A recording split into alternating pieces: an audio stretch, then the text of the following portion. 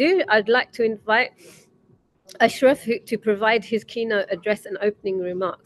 Now, to give you a brief background to Ashraf, for over 30 years, Ashraf has been a leader in business with a focus on startups and founding companies.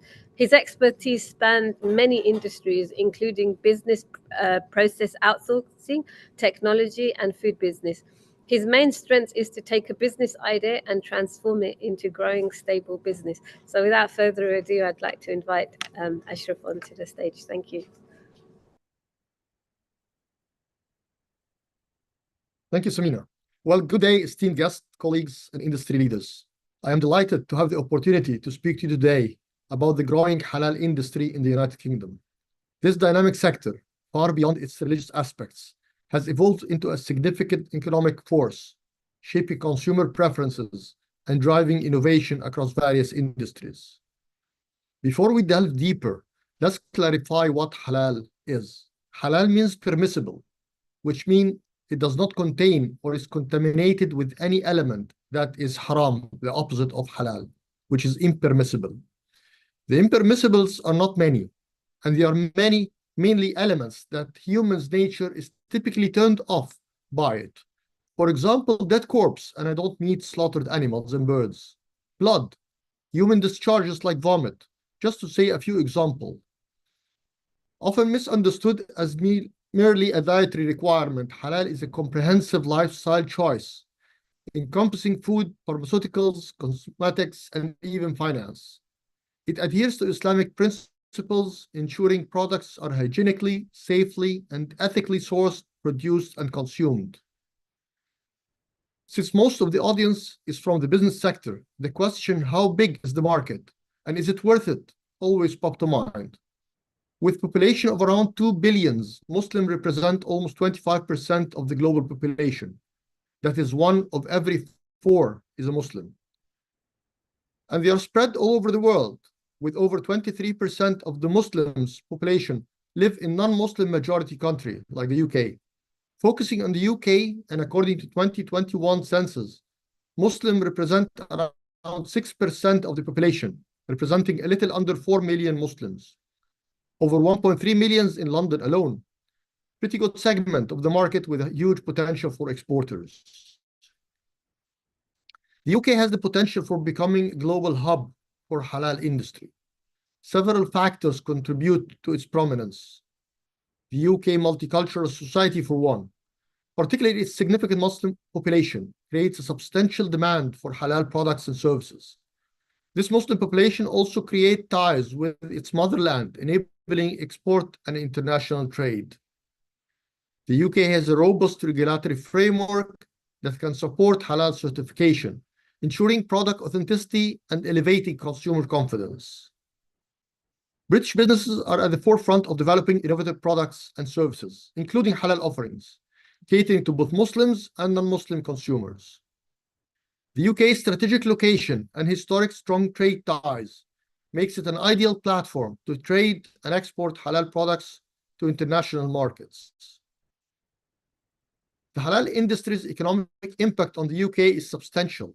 It generates billions of pounds annually, contributing to GDP growth and creating employment opportunities for the food sector, for example, where meat is the typical top of mind when halal is mentioned. But with the increased sophistication of the food and beverage industry, the ingredients and processes need to be carefully examined to ensure halal food and beverage are truly halal. Luckily, halal meat and poultry and processed food are in high demand. According to 2023 report, the value of the UK halal meat and poultry sector is approximately £1.7 billion out of an overall total of £11 billion, equating to about 15% of our overall value. Moving away from food, the halal cosmetics are sought after by consumers who prioritize ethical and natural ingredients. And it doesn't stop at domestic market and export, but even as UK has become a popular destination for Muslim tourists, driving growth in the hospitality and tourism sector. In 2019, Muslim tourists spent an estimated 1.8 billion in the UK. And without guessing, Muslim tourists are seeking halal food and also awareness about halal from the hotels they stay at. While the halal industry in the UK is thriving, it faces certain challenges.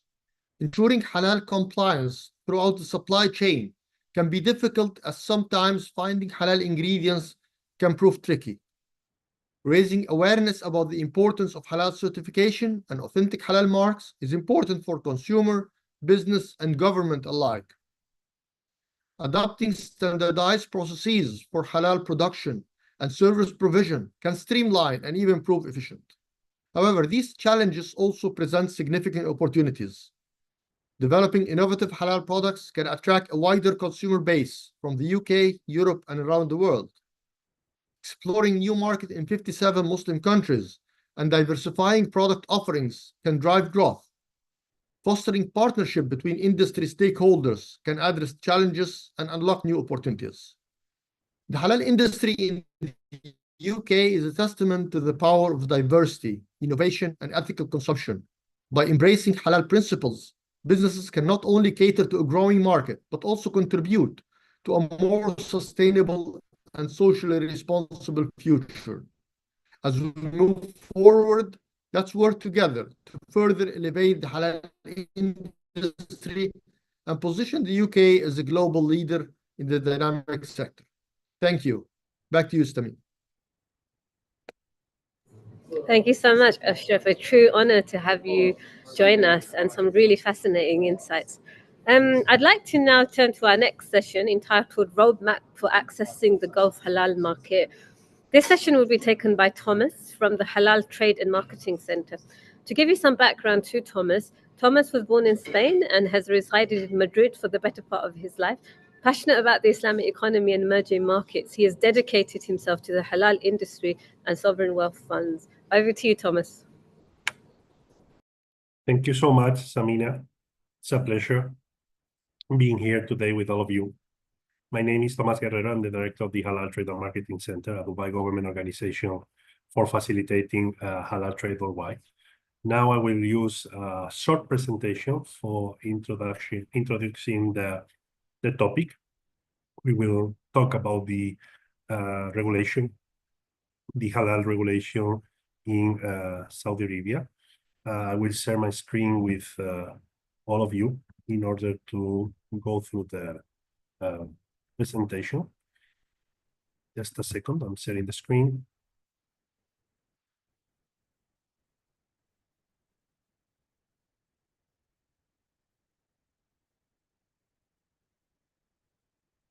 Okay, it's already there.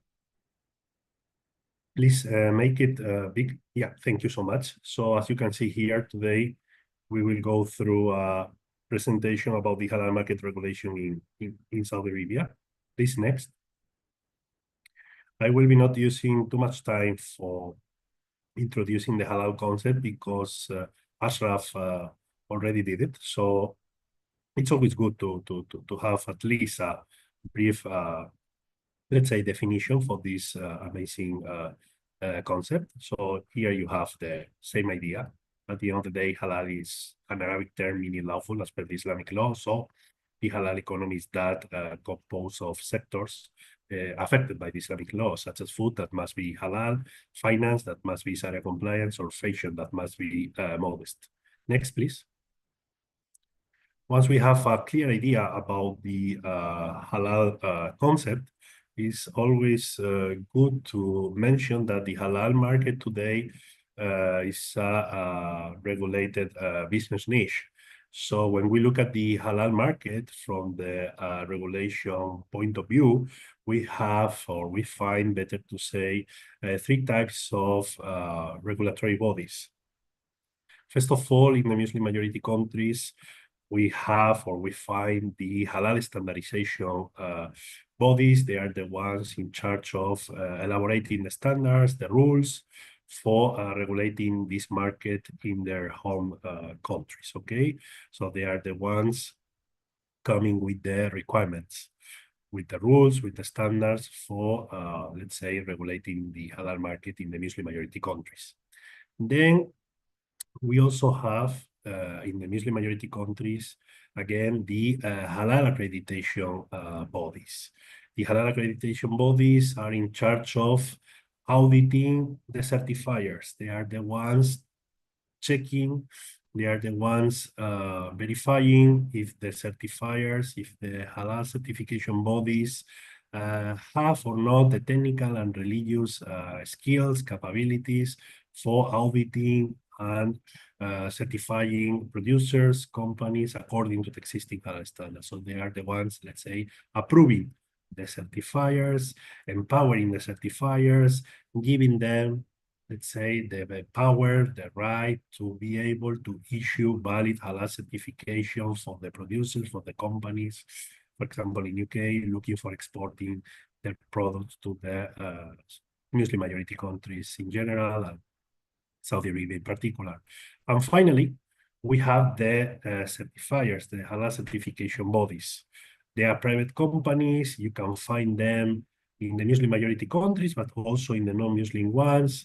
And they are the ones auditing the producers. They are the ones visiting the facilities of the companies looking for exporting their products to the Muslim majority countries. So as you can see, we have different bodies, we have different organizations in charge of regulating this fast-growing market.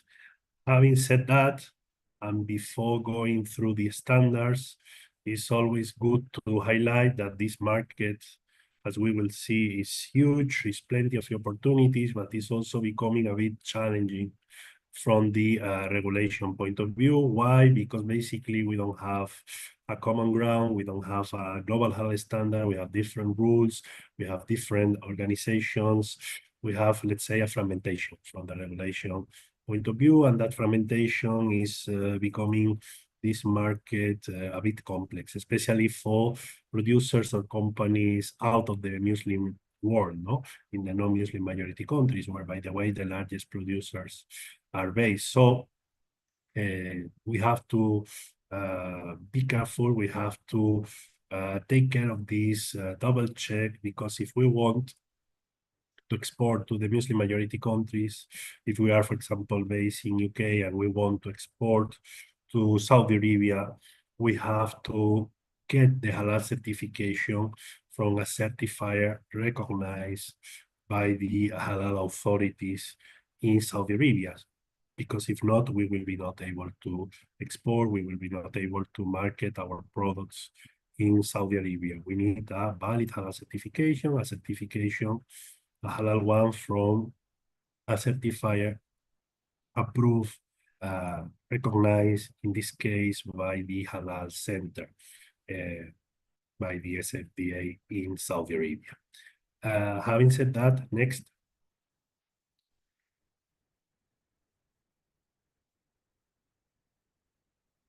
Having said that, and as I already said, we also have different standards, right? Here we can see some of the most, let's say, relevant or important ones. We have the standards, for example, for Malaysia or Indonesia. We also have the standards, the key ones for the GCC countries, the ones coming from the GCC Standardization Organization. And we also have the CIMIC standards. They are doing also a great job because they are trying to harmonize existing Halal standards. If you are a producer and you have in front of you all these standards for regulating, let's say, the same thing, the same market across the Muslim majority countries, maybe you can get confused. So at the end of the day, we need, let's say, a common ground. We need global Halal standards, and the SMIC or CIMIC, the Halal standardization arm of the OIC, is trying to do that. And we hope in the future we can have, let's say, the same legal framework for this market across the entire Muslim world. Next, please. And now, let's finalize, let's say, the presentation talking about the halal legal framework in Saudi Arabia. As we saw, we have fragmentation, we saw different bodies, we saw different standards. Well, here we have a case, let's say. We have the Saudi Arabia one, and as you can see on this slide, we have many logos. So I will try to explain why we have all these institutions, all these logos here. As you can see, we have 4 lines. So the first one has the logos for the, let's say, the halal standardization bodies, or the standardization bodies elaborating halal standards for Saudi Arabia. Those in principle applicable in Saudi Arabia. We have SASO, the National Standardization Organization in Saudi Arabia, but we also have the GCC Standardization Organization, and we also have SMIC or CIMIC. Why? Because Saudi Arabia is also part of the OIC, and it's also part, of course, of the GCC. For that reason, GCO and CIMIC are SMIC are also here, no? Because their halal rules or standards are also in principle applicable, right, in Saudi Arabia. But today Saudi Arabia is following most of the time the GCC standardization organization, let's say, standards or rules. But as you see, there are, let's say, different bodies in principle with enough power to regulate this market in Saudi Arabia. They are already elaborating, sharing halal standard for this market.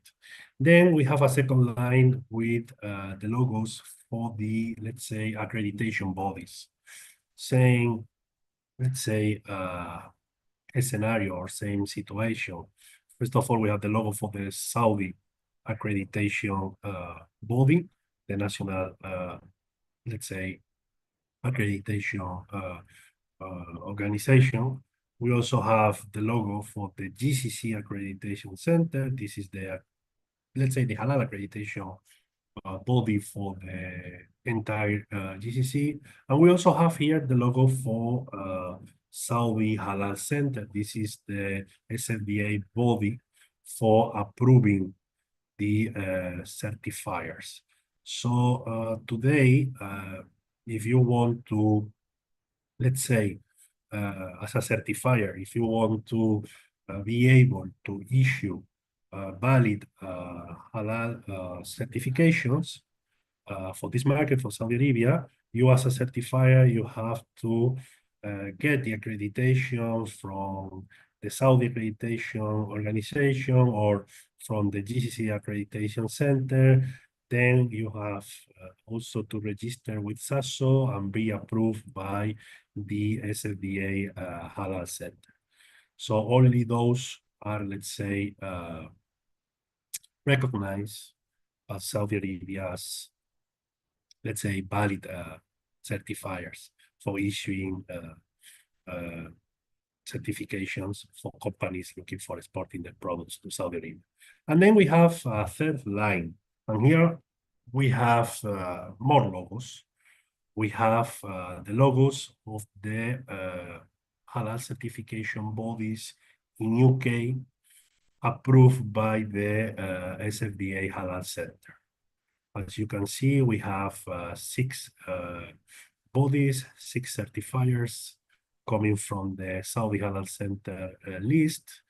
And of course, the Islamic Chamber Halal Services is one of them. So if you want to, if you are based in UK and you want to get the halal certification, a valid one, to be able to export your goods to Saudi Arabia, you can get that certification from our colleagues in the Islamic Chamber Halal Services. So as you can see, they are approved by the Saudi authorities. They got the accreditation, they are registered with SASO, and they are approved by the SFDA Halal Center. So this is the, let's say, halal framework for Saudi Arabia. I know it's a bit complex, it's not easy to understand, but we have to go through We have to understand the regulation, the requirements, and go through this, let's say, complex process in order to be able to export and market our products in Saudi Arabia. Next. And now the final, let's say, slide is for highlighting also something relevant, because we saw the legal framework, the Halal one for Saudi Arabia, and we saw, let's say, the approved certifiers in UK by the Halal authorities in Saudi. But now, if you are in UK and you are, for example, an F&B company, you want to know if you need or not the Halal certification, no? Because sometimes companies in the non-Muslim world thinking the Halal certification is needed or mandatory for everything, and that's not true. So here, for example, we have the case for the F&B products. We have categories, as you can see here on the right, where the Halal certification is needed, is mandatory. We're talking about meat and meat-based products, dairy, bakery, snacks, sweets, beverage. Talking at the end of the day about meat, processed food, let's say, goods or item. But we also have some categories where, let's say, the products or the items are halal in principle by nature, by default. We're talking about fruits, veggies, cereals, nuts, fish. But I want also to say something, because, yeah, you have these categories where in principle you don't need the halal certification because the products are coming directly from the nature, from the land, or from the sea. But we're talking, as you can see here, you can read it in bracket, about raw materials. That means that you can export these categories as a raw material without the halal certification. But if you, let's say, transform, or if you use this let's say, items or products as a raw material to produce, let's say, a processed food item, then you have to get the HALA certification and set up a traceability system to avoid cross-contaminations. Okay, this is also important to highlight, and I'm always using the case of avocado and guacamole. You can export avocado without the halal certification, but if you want to export guacamole, even when you are using, let's say, avocado for producing the guacamole, you need the halal certification. Why? Because we have a processed food item, we have different ingredients, we have different raw materials, so we have to check that the final product, the guacamole, is still, let's say, halal, and not, we don't have a cross-contamination there. So that's all from my side. I hope you found the information useful, and now I will give back the floor to Samina to continue with the session. Thank you so much. Thank you so much, Thomas, for providing insights into accessing the Gulf Halal market. Now, before we turn to our next session, if it's okay with you, I would like to actually ask you a few questions. So the first question is, why is choosing the right halal certifier crucial for UK companies when it comes to export halal products to the Kingdom of Saudi Arabia? Well, that's a very good question, and thank you for sharing that with me, because we saw many companies in Europe facing problems because they are not using, let's say, a valid halal certification. By the way, yesterday, one company from Spain called me saying I have a container in Jebel Ali, and the officials, the Dubai custom officials, they are not allowing me to, let's say, put the products inside the country. Why? Because basically they send the container together with, let's say, fake halal certification, or better to say, a halal certification from a low-profile certifier, one without the UAE, in this case, accreditation. So the same happens with sometimes with British companies, no? As you saw, they have some options there to get a valid halal certification, and that's something critical. Without a certification from let's say, approved halal certifier, the company will be not able to introduce, they will be not able to export, let's say, the products to Saudi Arabia from UK. No, so it's good to know that, for example, the Islamic Chamber Halal Services is there, and through them you can get a valid halal certification. They are based in UK, and they are approved by Saudi Arabia, as we already saw on the slide. They got the approval from the Halal Center, from the SFDA Halal Center. So they are ready to issue a valid halal certification. But again, if we are not using a valid certifier, we will face problems. We will be not able to export. We will be not able to sell our products there, because in Saudi Arabia also they have controls at the borders to check if the products are coming or not under the umbrella of a valid halal certification. So that's critical if you want to do business with Saudi Arabia. Thank you so much. So, apart from a valid halal certification, what other matters should UK companies take into account when exporting to the Kingdom of Saudi Arabia? Well, most of the times, companies in UK, also in other countries in Europe, thinks the halal certification is the only, let's say, requirement. But there are more things to have, let's say, into account. We have to register the products. If we want to export meat, we have to get in advance the approval for the slaughterhouses or for the cutting plants. So there are other, let's say, requirements. They have to, let's say, get the approval for the labels also. So there are other, let's say, requirements to fulfill.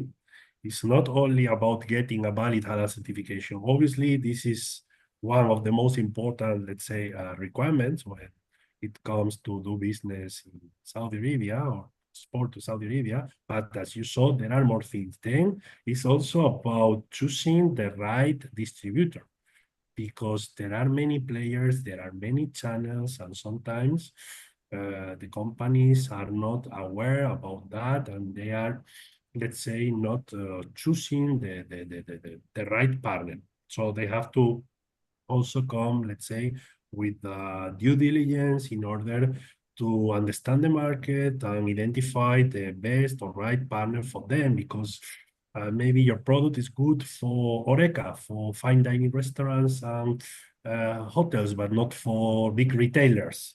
You know, so this is another thing to take into account.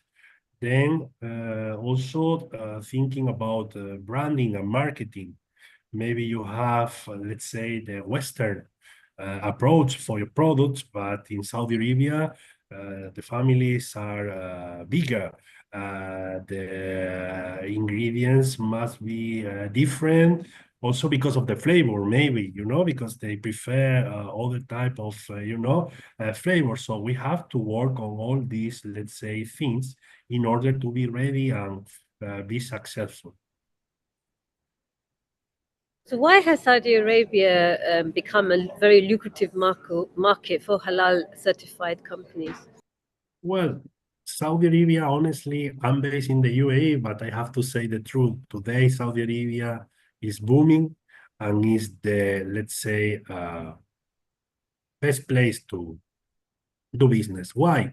Because, as you already know, they have the Vision 2030 in place. They are trying to diversify the economy. They are opening the borders. During decades, Saudi Arabia was, as you know, let's say, closed, or it was not easy to do business there, especially for, let's say, companies from non-Muslim countries. So today, the situation is totally different, and they are eager. They want to, let's say, they want companies to establish their businesses there. They are open to test or try new products. It's the largest market in GCC in terms of population, in terms of GDP. The buying power is strong. They have many events happening there now. I'm thinking about Expo in the future. I'm thinking about the World Cup. So there is, let's say, a wonderful place to find, let's say, new, fresh opportunities, because other countries in the GCC are more mature in terms of business opportunities. They are also smaller in terms of population, and Saudi Arabia, how to say, is the big thing today for companies, not only in the UK, across the world. And by the way, thinking also about the British companies, they have, let's say, the Brexit scenario. They are maybe facing problems in the European Union because they have tariffs or they have barriers. So they need to find, let's say, new markets. They need to diversify. They need to replace maybe some, opportunities in Europe with new ones. And Saudi Arabia is there. And Saudi Arabia now welcome everyone, and they are looking for new products. They are importing.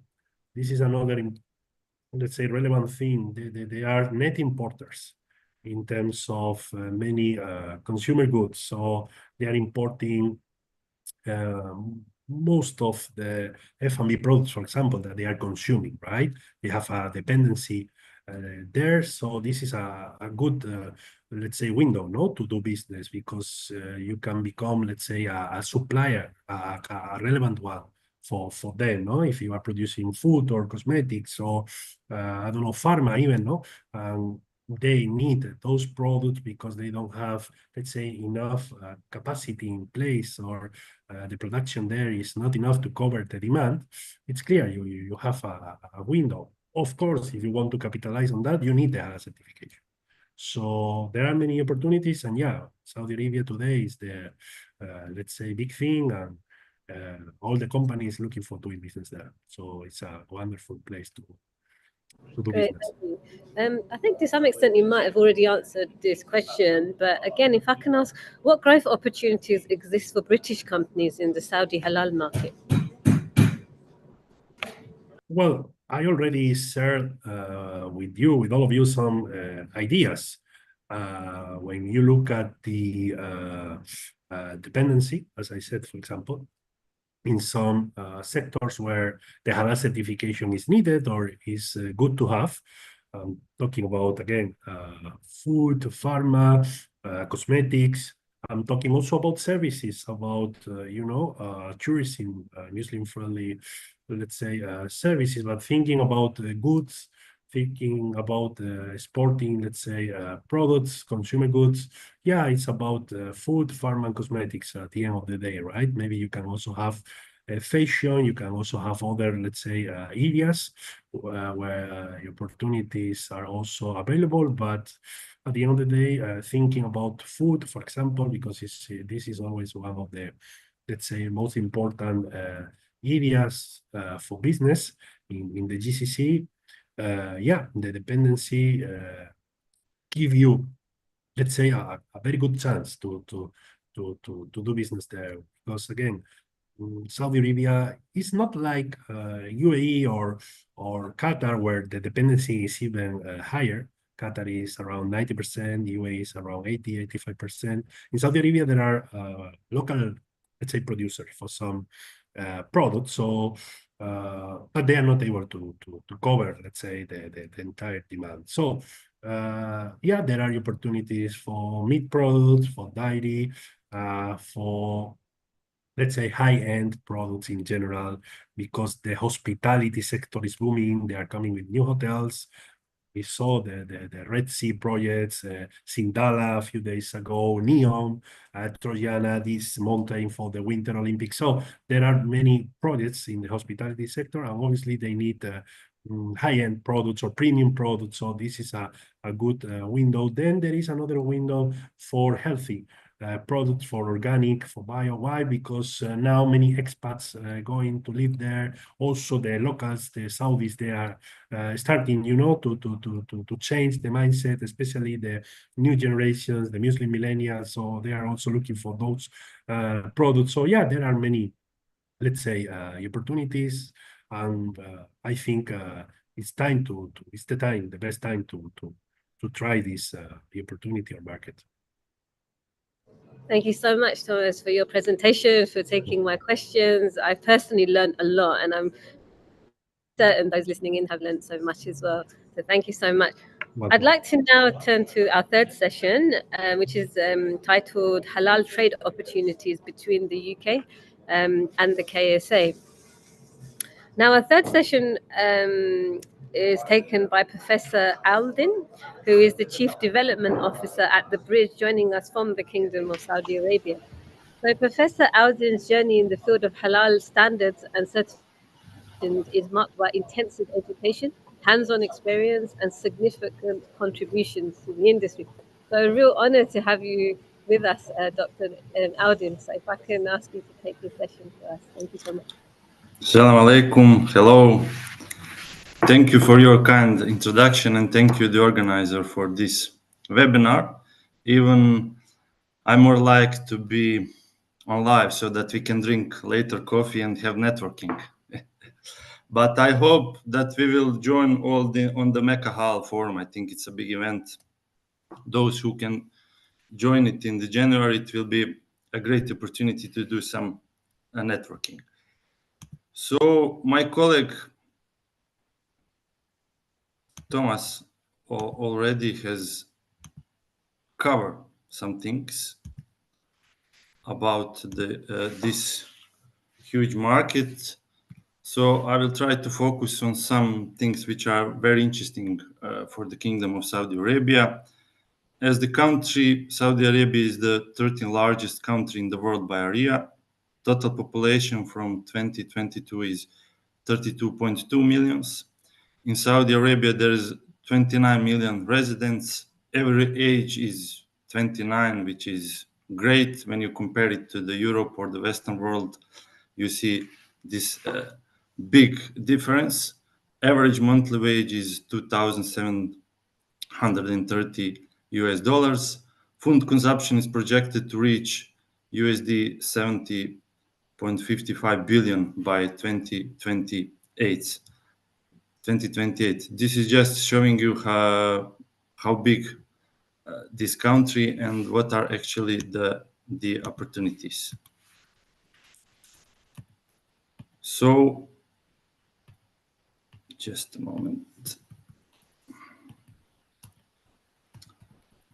I have skipped some slides. So when we are talking about the food sectors, Saudi Arabia imports about 80% of its food requirement, with the majority of growth coming from the EU countries. Even we as a company are working actually with the suppliers from around the world. Saudi Arabia, as my colleague Thomas already says, is the largest market in GCC with 60% of total food consumption in GCC countries. What is very important when you're looking on the Saudi Arabia market is that to always look at the National Strategy 2030, which aims to localize 85% of local demand through local industries, and many things are actually happening. There's a lot of investment in the food sectors and all other sectors. There's so many funds, so many institutions which can help any investors who want to come to the Saudi Arabia. Just to tell you, from the last year, the foreign investment was about $25.5 billion. In Saudi Arabia, there is already more than 1,500 food factories. When we are speaking about the self-sufficiency in the production, let me say about table eggs, they are on 116%. For the poultry, there is 45%, and for the red meat, it's already on 42%. And actually, the target is also to export the food from Saudi Arabia to on other markets. And at the moment, they are on 16%, and the target is the 50%. So there's also potential if you want some UK companies also can cooperate with the Saudi food companies to actually import the products, because there's a lot of high quality products in Saudi Arabia.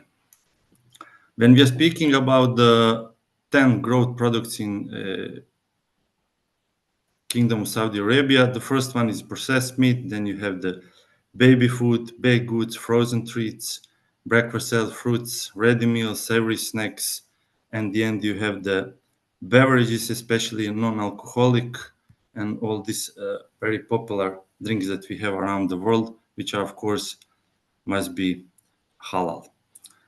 What is happening in the Saudi Arabia? There's a lot of projects are actually happening, and today Saudi Arabia is becoming the largest construction site in the world.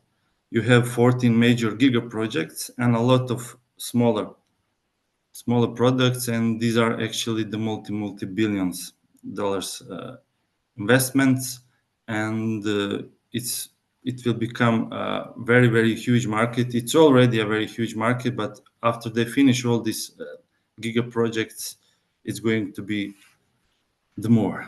Especially my colleague Thomas already mentioned the tourism sector. The tourism sector is very booming.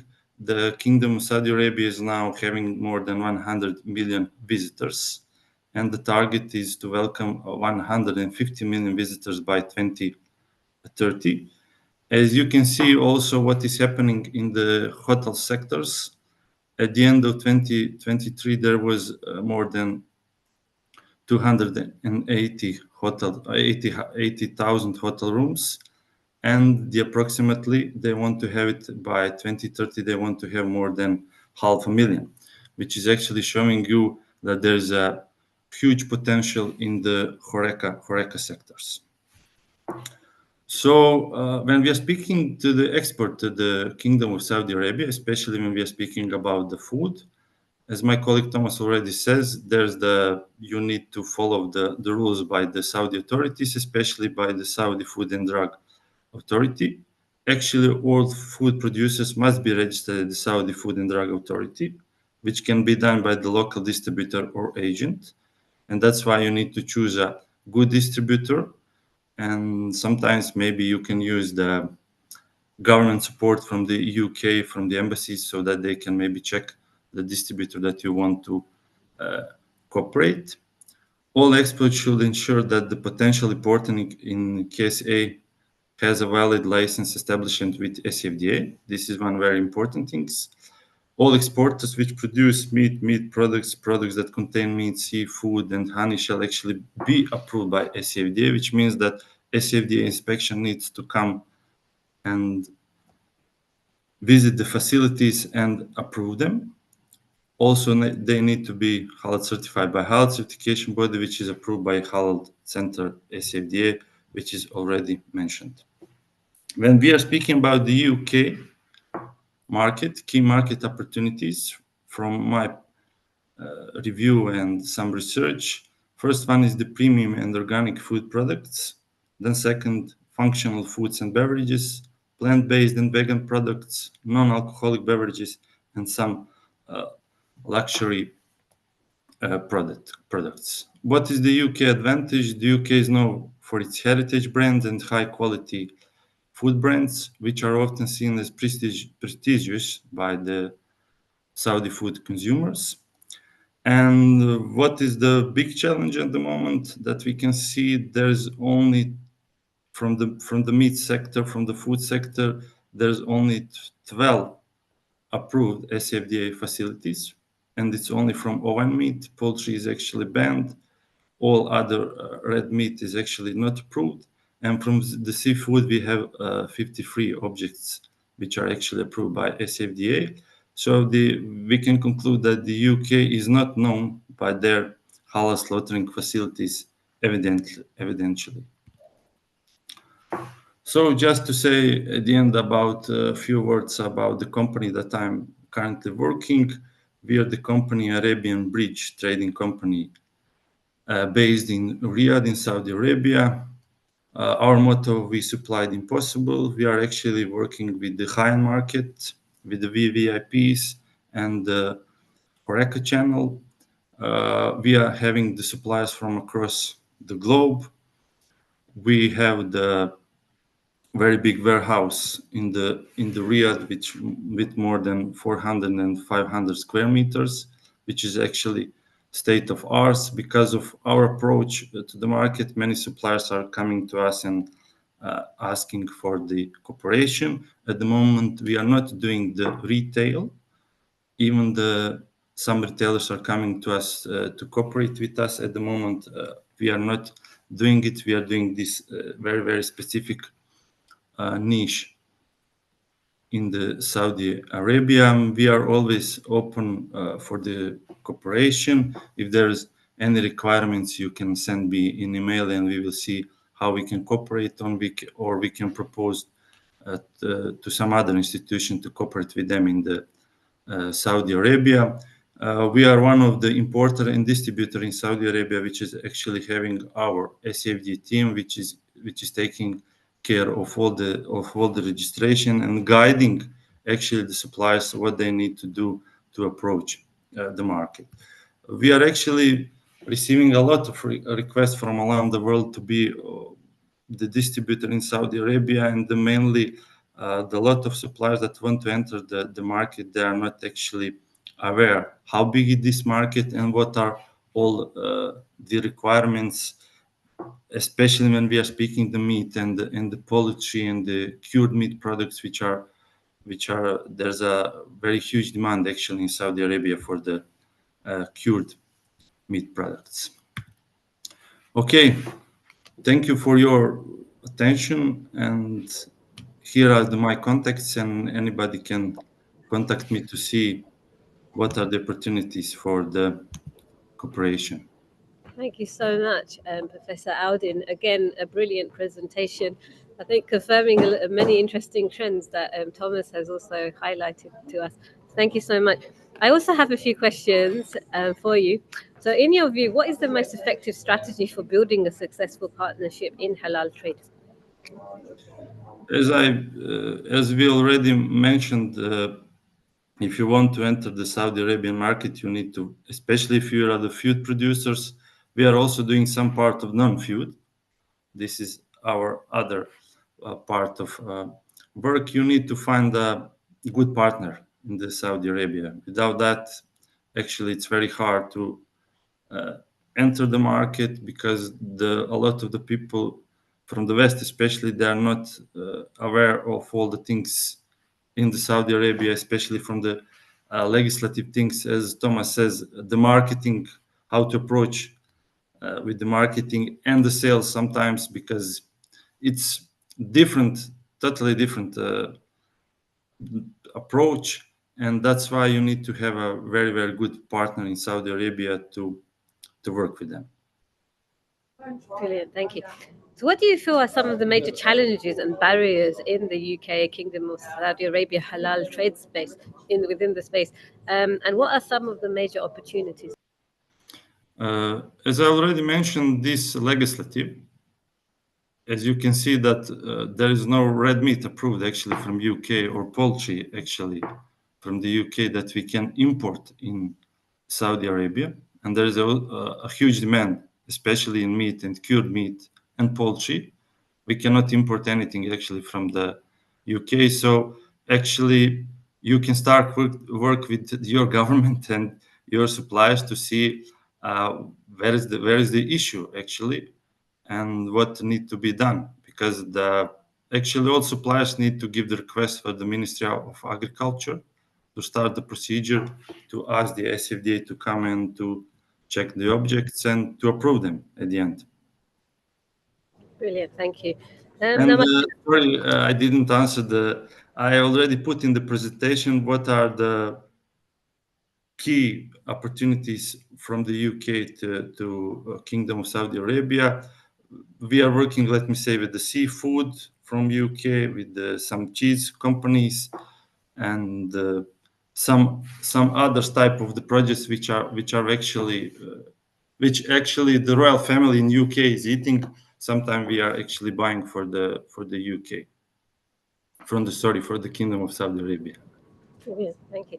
So my final question is, according to industry reports, between 20 to 26, economies of the OIC are forecasted to experience a growth rate of around 7%, with Malaysia, the UAE, Saudi Arabia, Qatar, and Turkey having clear visions of becoming hubs for global halal trade. Thomas, I think to some extent touched on this, but how do you feel the Kingdom of Saudi Arabia is standing out from all these other countries? You see, that is a very hard question, actually. It's always good to have the competitors. Since my background was in the halal certification business, I remember when Malaysia started with all this strategy, and today they are trying to do their best. But Saudi Arabia is actually offering a lot. You have many institutions actually which are taking care of all legislative. If you want to be investor, also there's a lot of the funds and the ministries who will really help you to enter the market. As you can see, that a lot of headquarters are now coming to Riyadh. Many companies, if you can see in the food industry, that Nestle will also invest in Saudi Arabia. These are all the signals that market is very open and unique. But you can see in Chase market access, capital availability, robust infrastructure, and what is the most important, investor-friendly tax rate and business environment. So all of this Saudi Arabia is offering, and you just need to start to work on it. Sometimes I think people from West world actually don't know what is Saudi Arabia. The most of them are educated through the media. And I know from my personal, when I bring some people from country where I was living to Saudi Arabia, they totally changed the view, and they say we need to do something in Saudi Arabia. That's brilliant. Thank you so much for taking my questions. We could have easily, I think, spoken for a lot longer, but unfortunately, we will have to end our session here. But I just wanted to thank Thomas and Professor Aldin for, again, such fascinating insights. Actually, I think most of us are very excited by the unfoldings happening for the halal sector, and today you've just given us more, insights, and so it's been an absolute pleasure to have you both join this session. Now, I'd like to hand back to the organisers to say some final closing remarks. So I'd like to invite Ashraf on stage from the Islamic Chamber Halal Services. Thank you so much again to both of our speakers, and also for having me to moderate this session. Thank you. Well, thank you, Sabina, for your moderation. Thank you, Thomas and Aladdin, for your valuable inputs. And I would like to capitalize on whatever both of you have said on the awareness. The biggest problem and the biggest challenges facing the companies and business everywhere is awareness. Most of the company do not know even about this market and the opportunities, the great opportunities in there, and how fast it is growing.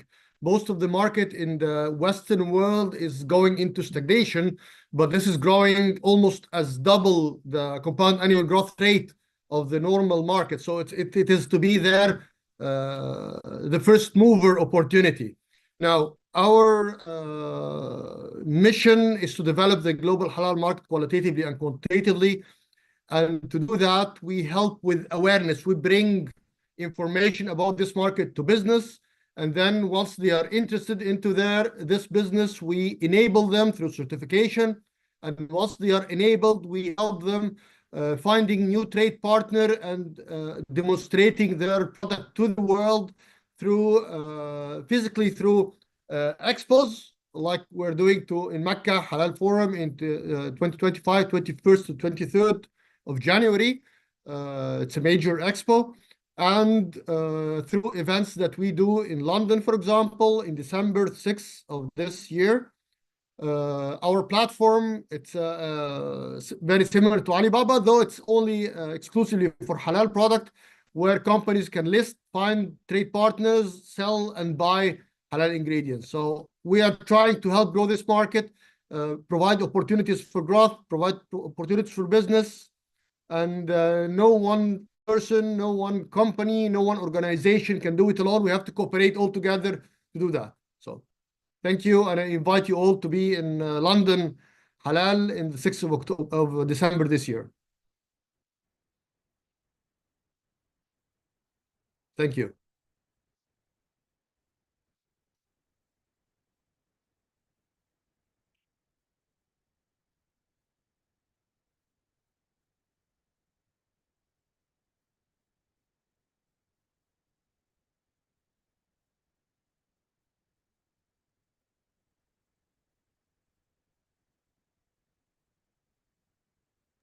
Thank you so much again, Ashraf.